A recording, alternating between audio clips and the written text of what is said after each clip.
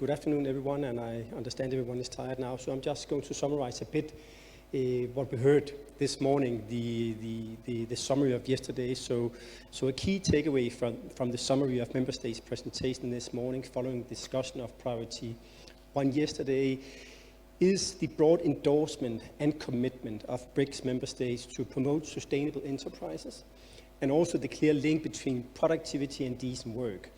But I would say also, as expressed by a number of member states, the need to continuously improve our knowledge on the link between productivity, national employment and sectoral policies, social protection, skills development, workplace collaboration.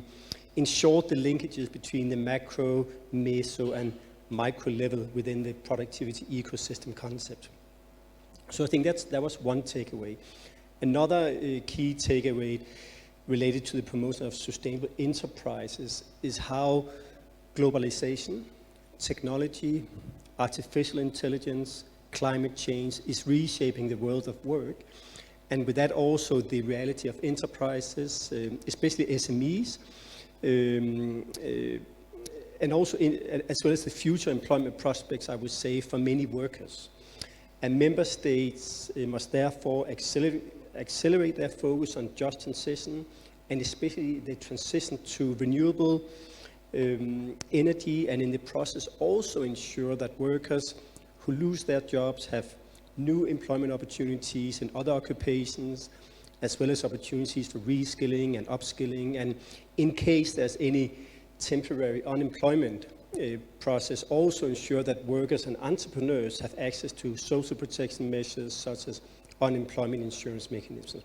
But equally so, I think we also heard that enterprises, and again especially the small and medium-sized enterprises, must have access to new green venture opportunities, increased access to financing and to a skilled workforce where workers are better equipped with skills for green jobs, and not least they must have access to technology, because lack of access to technology, as we heard, especially from India, is a serious impediment for enterprises to achieve higher productivity. So in summary, here there's a need for more integrated policies at the national level that address all these things to solve the productivity puzzle, but also need for an enhanced collaboration between BRICS countries to shape that complex puzzle where productive and sustainable enterprises are also leading to more and better jobs, better social protection, higher gender equality, the transition from the informal to the formal economy, and not least a just transition to low carbon and inclusive economies and societies. In other words, a fair world with social justice. And then finally, I think what came out was also the new forms of employment in the platform and the gig economy, which are presenting new challenges for all governments in terms of regulating work, which on the one hand we heard it might present more flexibility, but on the other also lead to more precarious and unprotected forms of work and lack of job security. So we have heard from all BRICS member states that they all see great benefit from a strengthened collaboration and knowledge sharing in this area. Thank you. The first key takeaway I wrote down was that the promotion of labor rights is high on all of the BRICS countries' agenda. That was clear from your presentations this morning. And a lot of work is being done in your countries on promoting, respecting and realizing fundamental principles and rights at work. Legal frameworks are in place or are in the process of being put in place, so that we've heard as well. We also heard that there are some concrete projects and mechanisms in your countries to then go beyond just a legal framework, but to actually implement and make progress. What we heard from the experts' presentations was that the fundamental principles and rights at work are interrelated and reinforce each other, and that it's a package. So all are needed, and because they reinforce each other, just pursuing one will not have the same effect as pursuing all of them together. It's not a pick and choose approach. What really struck me also in the presentations on labor rights was a clear emphasis on wage protection and providing fair wages. Many of you referred to mechanisms to adjust the minimum wage and the current work on adjusting minimum wages.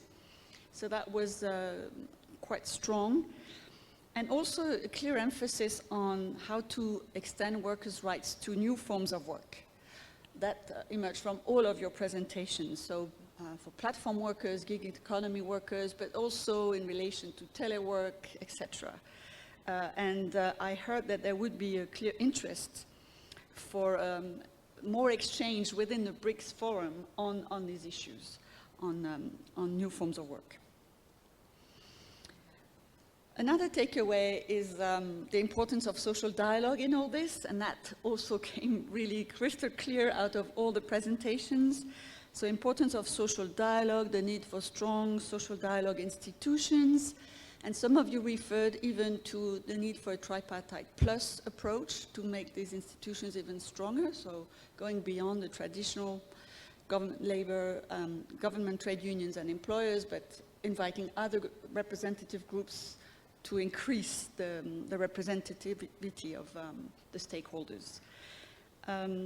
And with the importance of social dialogue came also the discussion around the role of the social partners in promoting labor rights. And we heard that they have a key role to play, but that we also need strong social partners to be able to play that role, and that sometimes that was a challenge in some situations. So finally, to wrap up a little bit, I think we heard an interest in continuing the sharing of experience on the issue of labor rights in the BRICS framework. Also that the presidency put on the table a proposal on a program of exchange on the progress made towards the elimination of child labor in the BRICS countries based on the Durban Call to Action. And so this is something that I didn't hear anything against, and I will leave it to that.